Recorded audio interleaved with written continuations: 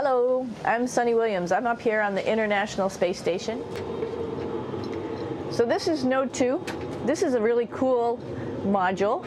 Of course, most of these modules you'll see they have 4 sides and they're put together. That way we could sort of work on a flat plane, either a wall, a floor, another wall, or the ceiling. But you know, again, all you have to do is turn yourself and your reference changes. The reason I'm bringing that up is because this is where 4 out of 6 of us sleep. And so people always ask about sleeping in space. Do you lie down? Are you in a bed? Not really, because it doesn't matter. You don't really have the sensation of lying down. You just sit in your sleeping bag. So here's one sleep station right here. I'm going in right now. You can follow me if you want. So I'm inside. It's sort of like a little phone booth, but it's pretty comfy. I've got a sleeping bag right here that we sleep in, so we don't have sort of like a little bit of a cover. We don't fly all over the place. But you know, you can sleep in any orientation. I have it sleeping, feeling like I'm standing up right now, but like you saw, I'm on the floor. But it doesn't matter if I turn over and I sleep upside down. I can't have it, I don't have any sensation in my head that tells me that I'm upside down, so it really doesn't matter. The sleep station is also like a little office. We've got a computer in here. As you can see, we've got a couple little toys. I've got some books. I've got some clothes and other things that make it sort of like home. I'm coming out. And just for reference, that's one sleep station. This one's another. Right here. There's one on the ceiling, if you want to call it. Right here. And then there's a 4th on the other wall over here. So all of us sleep in a little bit of a circle. All right, come on back. There's more to show you.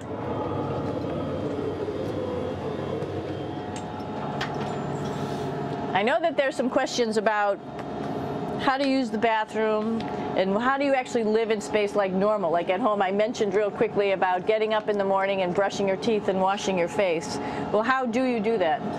Well, here is the bathroom essentially. You get up in the morning and we have a little kit and it has all the essential things that you need, like your toothbrush and toothpaste and brush. See how much better the brush makes my hair look? I'm just joking. It still stands up straight. It doesn't matter where you are. It's always going to stand up straight while you're up in space. A lot of people ask about toothbrush and toothpaste. So, luckily enough, toothpaste, you can do it upside right this way, is sticky, and so it sticks to your toothbrush. No problem. Another cool thing is that water sticks to your toothbrush too. If you can see it, I'll have some water come out. The water is pretty neat up in space. It'll stick to your toothbrush and it will make a big bubble. And that's just by surface tension. And then you can drink it. So a lot of people ask about what do you do with the toothpaste after you brush your teeth.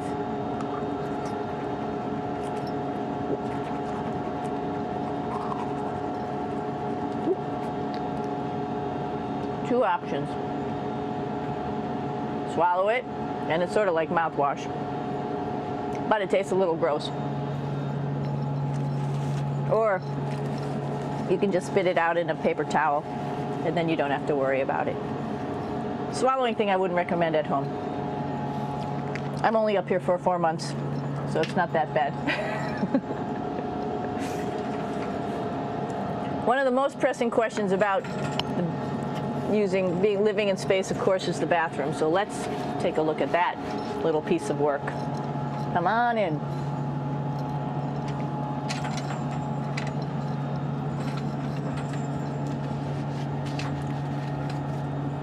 Here we are at the throne. This is awesome. You might see the little You might have noticed the little moon on the outside. This is our orbital outhouse right here.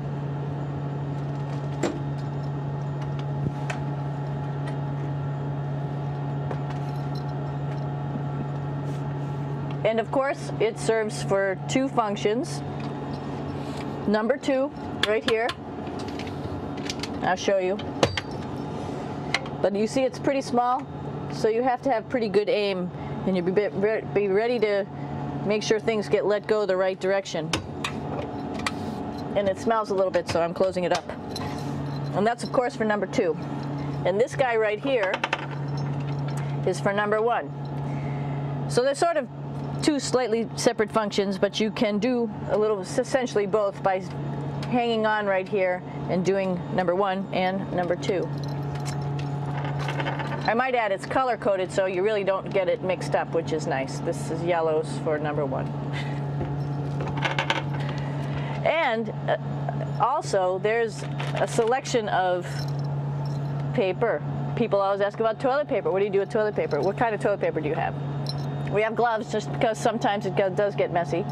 We have some Russian wipes, which are a little bit coarse if you like the coarse type of toilet paper. We have some nice tissues, which are nice and soft if you like soft toilet paper. We have Huggies, just for any cleanup. You know, we were all babies once, and this sort of helps. And then if things get really out of control, we have disinfectant wipes, just to make sure we clean up here. Because, you know, just like the water I showed you, the number 1 stuff can sort of go all over the place if you don't aim correctly. And did I mention both of these have a little bit of suction, so they should keep things going in the right direction. But like I said, sometimes things get a little out of control if you are out of control yourself flying around. So we have lots of protective stuff. And of course, you do have your privacy. There's a little door, so other people know that you're in there. Here's a pretty cool place. This is sort of like in your house where everybody meets in the morning. After you wash your face, brush your teeth, you want to find something for breakfast. And this is our kitchen. You might notice there's all sorts of foods here. It's like opening the refrigerator. You got all your different stuff that you want to have: drinks, meats, eggs, vegetables, cereals, bread, snacks. And that's a good place. That's where you find all the candy. Side dishes, and then some little power bars just in case.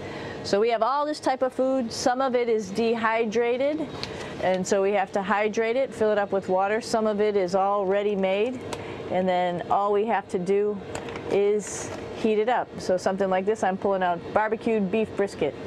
Pretty yummy. Not only is this food made in the US, but we also have food here from Japan. We've got Russian food. As you can see, all these red containers are filled with food that's from Russia. And then we get some of our specialty stuff, some things that we like, some of our favorite stuff that your family can send up. In fact, I like fluffernutters, and so I got sent up some fluff so I could make my fluffernutter with peanut butter. So you have a lot of food up here, no problems. Now, I'm going to say where we are. So right now, we're in the Japanese laboratory. It's one laboratory out of many here on the International Space Station. It's actually on the left-hand side. If I was International Space Station and I was flying through space like this, my left hand would be where the Japanese laboratory is.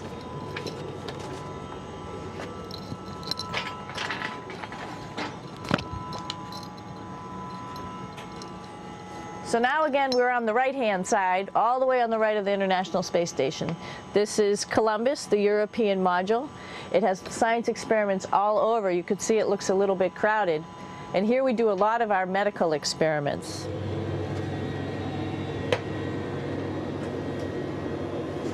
Here we are in the U.S. laboratory. Again, this is a laboratory with science experiments on all of the walls here, all sorts of stuff that we do. And one of the things we also do is we exercise. We have some exercise equipment on board the space station. We need to do that because we lose bone density and muscle mass while we're up here, and that's a result of not having to fight against gravity. So how we keep ourselves in shape are with a bike, a treadmill, and a weightlifting machine. This is the bike. You notice the clip pedals? So all you need to do is actually clip your feet in, and then you can start pedaling. You don't need a seat because you don't sit down. Actually, I haven't sat down for 6 months now, so you don't need any type of seat. Just make sure you're held in with your pedals. You probably see that the bike bounces around a little bit. As I move it, it's not steady and held to the wall firmly. And the reason for that is the space station is pretty big. You saw that there's also solar arrays on the space station. If we start putting any forces into the space station, it's going to make those solar arrays bounce around a little bit. So to prevent that, the machines bounce around a little bit, move around a little bit, and that way we don't put any forces onto the structure of the spacecraft out to the solar arrays. All right, a little farther on. Come on.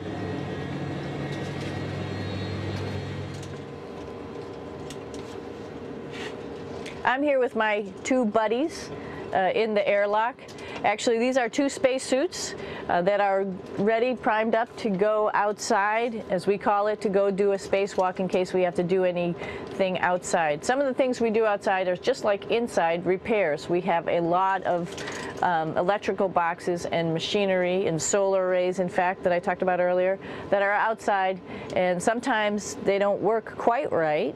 Remember, space is really cold and really hot, and it's also the vacuum of space with no pressure, and so some of the equipment doesn't work well all the time. So we might have to go out and do a spacewalk. Right behind me is actually the hatch that you go out into space, and right now we have it filled up with a couple other spacesuits because we've got 4 of them up here and some of our tools. But right behind here is the hatch in which you actually go right outside into the vacuum of space.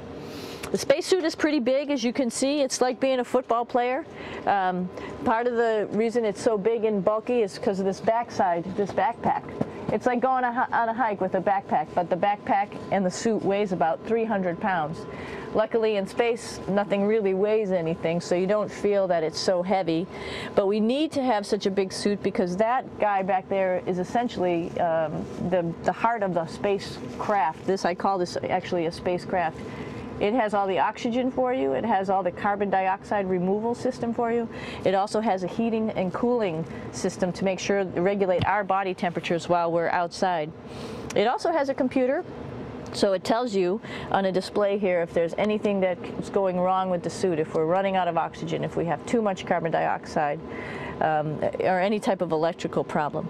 So it's a pretty awesome little spacecraft, and actually got to go out, use my little spacecraft a couple times, and it worked like a charm. Lucky that it works very nice. You might want to see what the helmet looks like. It's pretty cool too.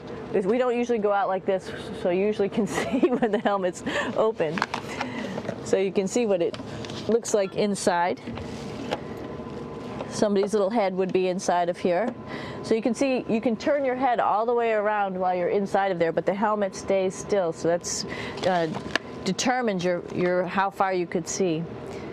And it's usually pretty sunny out there, so we have to wear our sunglasses, and this is our sunglasses right here, which make you look pretty cool.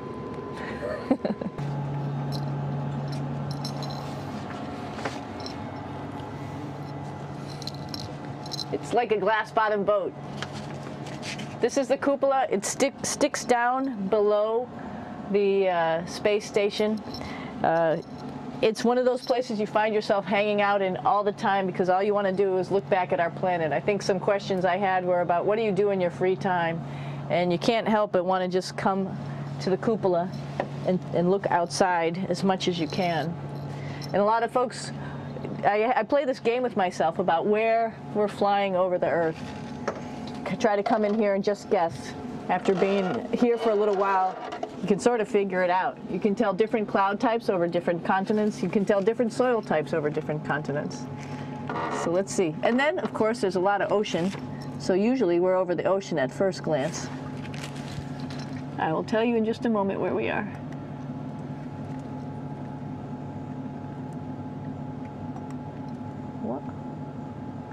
There we go. So right now we are right over Africa. It's a little bit cloudy, as you can tell, but we're right over the continent of Africa. Hey, what's that? I think that's a Soyuz spacecraft. That's the spacecraft that's taken us home to planet Earth today.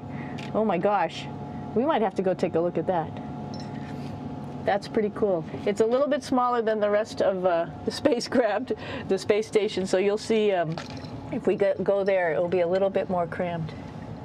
But we're going, you can look all the way back to the back of the spacecraft, which is where the Russian segment is, and then you could look all the way forward to the front of the spacecraft, where the Japanese laboratory, the European laboratory, and the American laboratory are, and then back to the solar arrays where we started in this morning when we were looking out the Japanese window.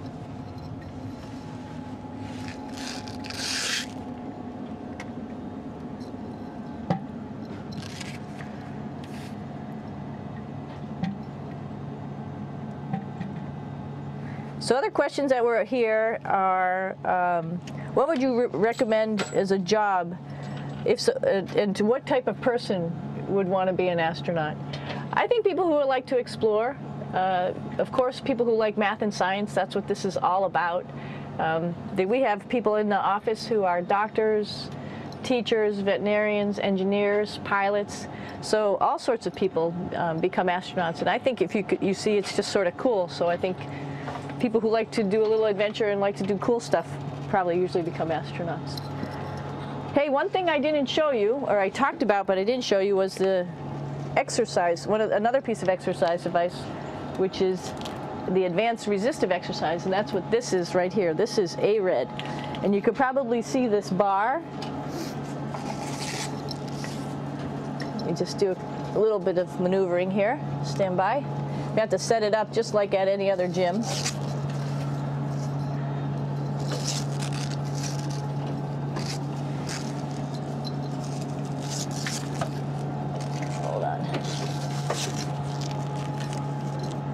Show you how this works.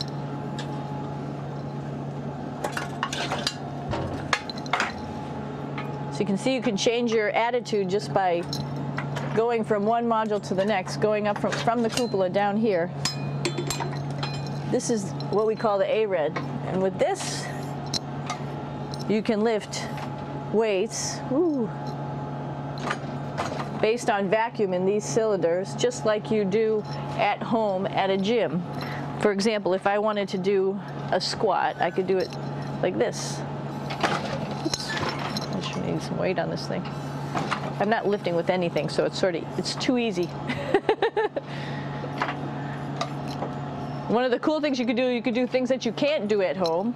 For example, single leg squats with just one leg, because the other leg, you won't fall over.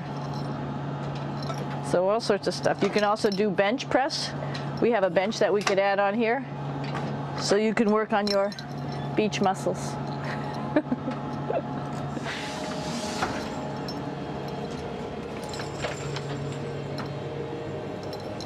Hey Aki, what are you doing down there? Crashing things. This is one of the cool things about space too.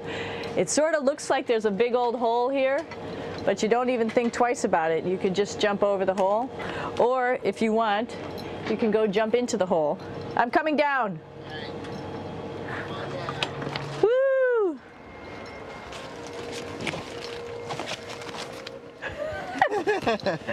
Then you can come right back up again, like Superman. Woo!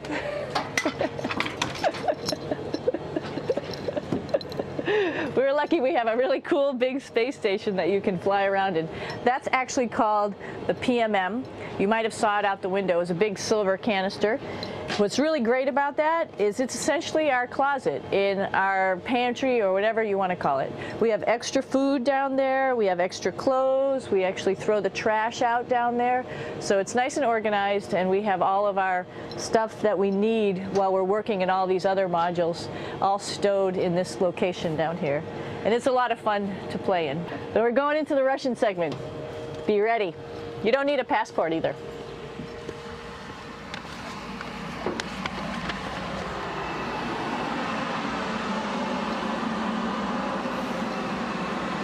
It goes a lot farther back than this. We'll go take a trip and say hello to the boys down there in just a minute. Well, let's do that first, actually, and then we'll go down to the Soyuz at the very end. This is Yevgeny. Hi. Doing a little tour.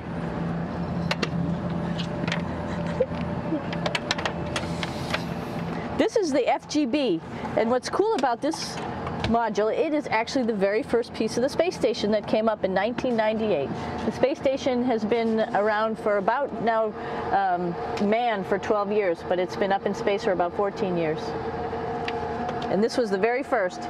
It is like the Russians' PMM. It has a lot of storage, as you can see.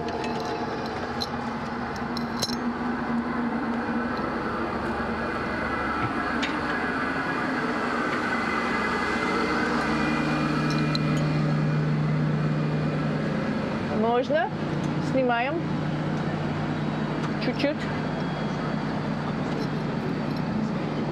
So here we are in the heart of the space station, really. This is the service module. This is the central post.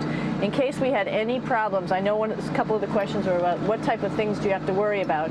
And some of the things we have to worry about in space are fire. If we had a fire, if we had a depressurization, like we were hit by a micrometeorite and it made a hole, or if we had some type of toxic atmosphere. We use ammonia for our radiator, so there is a possibility that ammonia could come into the vehicle, and then it would be bad for all of us. If we have any of those problems, we come right here, which we call the central post. It is the main heart of the space station. It was also the first computers that came up here that ran the space station. And so behind this wall right here are these main computers. So we gather here as a group of 3 or 6 and then figure out how we're going to either fight the fire, patch the hole, or solve the toxic spill. And what's cool about this module, of course, it's the central post. It also has great windows right down toward Earth. It has controls to fly in visiting spacecraft if they need some assistance right here. It has Russian computers as well as American computers to help us control anything we need to on the space station. It's a couple of our crewmates back there, Oleg Novinsky on the right and Yuri Malenchenko on the left. And there's also a second bathroom here, which is really cool because 6 of us going to one bathroom is really tough. And so there's one bathroom here and one bathroom on the other side where I showed you. And you can probably see on the wall behind Oleg and Yuri some of the heroes of the space program. Korolev, Sergei Korolev, who was a chief designer of putting men into space, and of course on the right-hand side, Yuri Gagarin, the first man to go into space. So just reminds us of our roots.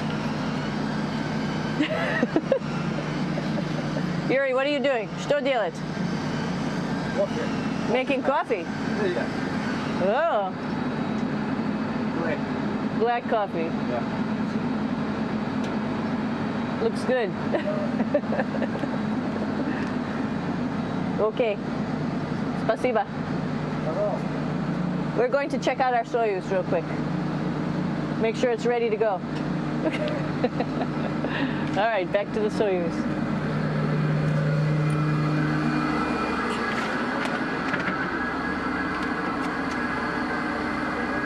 I'm going to stop here just for a quick second. You can see on the Russian spacecraft there's also other modules that stick out, down, and above. Right here is, let's see, I'm trying to be oriented. That's a place where we do spacewalks from for the Russian side. There's Russian spacesuits in here, and also a visiting vehicle which brought fruits and vegetables and becomes a trash container when we undock. Up on this side is also a future place where they're going to do spacewalks from, and connected to it is Kevin's, Oleg's, and Yevgeny's Soyuz spacecraft. And now let's go see ours. Whoa! Извините. No problem. Это пробка.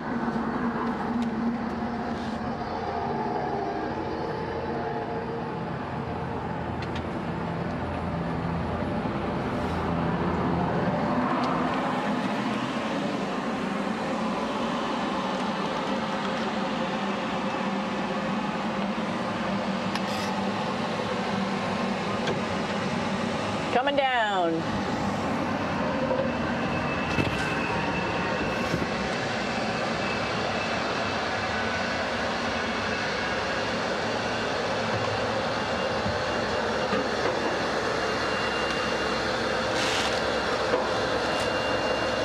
It's a little tricky getting in here.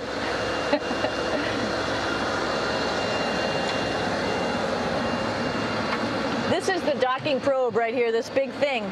This helps us connect to the spacecraft. This probe actually sticks into this cone, and that's how the spacecraft, our Soyuz, becomes connected to the ISS initially. That is then replaced by clamps, which are around here, that will allow the two spacecraft to be stuck together. And then you can remove the probe and the cone.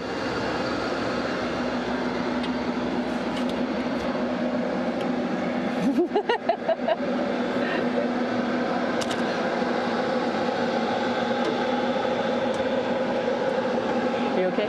All right, so here we are in the Soyuz. This is what we call the BEO, the living compartment, Bitovoy Otsek in Russian.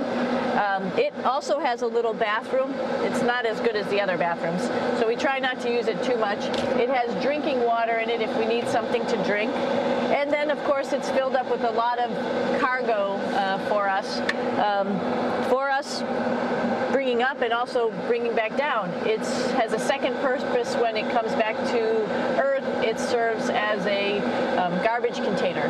During the descent, we'll get rid of this area right here, and everything that's in it will just burn up as it's coming into the atmosphere, so that way we can get rid of a little bit of trash. But the main area where we were on launch and where we're going to be on descent is down here, because we're not part of the trash. So we're in a safe place. So we're in the descent module, SA. It's a little small, but you can get in.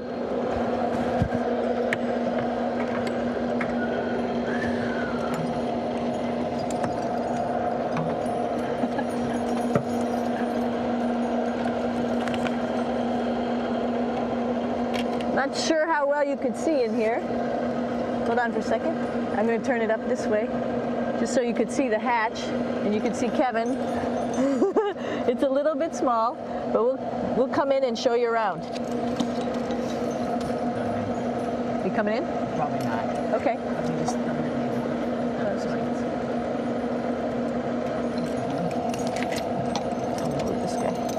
Got to move a couple things. We were just starting to get ready. We're preparing a couple days ago for our ride home.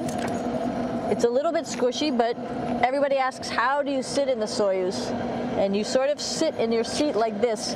The seat is molded to your body, and so you can just sort of squish in here and be pretty relaxed. Everybody has a handmade seat for them. And then, of course, there's a control panel, and that's where we do most of our actions and work right here. There's hand controllers which you can fly the vehicle with, and there's a stick right here primarily used for communications when we're trying to talk to the ground. So 3 of us fit in here. Like I said, it's a little squishy, but somehow it seems like we all managed to get in here and fit pretty well, and it's a pretty safe ride home. You're probably wondering, what's all this junk behind us? Well, it's all of our parachute, first of all, and then it's all of our survival gear, just in case we end up landing in some strange place on the planet and nobody's there to rescue us right away. We have all sorts of survival gear with us, keeping us safe in here. So they've pretty much thought of everything. And we'll be home on the planet within the next 12 hours. Pretty shocking.